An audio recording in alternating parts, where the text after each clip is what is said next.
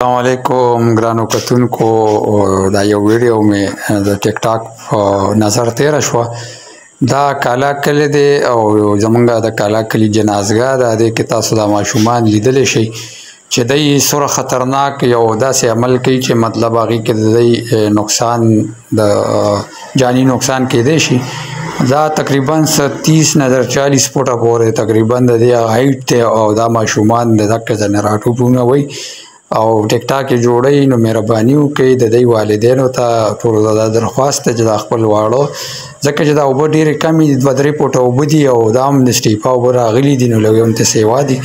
ماشومان د هغې نه راټوپونه وي. نو مهرباني وکړئ، یو ځل بیا ریکویسټ کوو تاسو ټولو ته چې دا خپل ماشومانو داسې عمل نه منې کوئ، ځکه چې خدا نه خواسته یو غټ نقصان به وشي.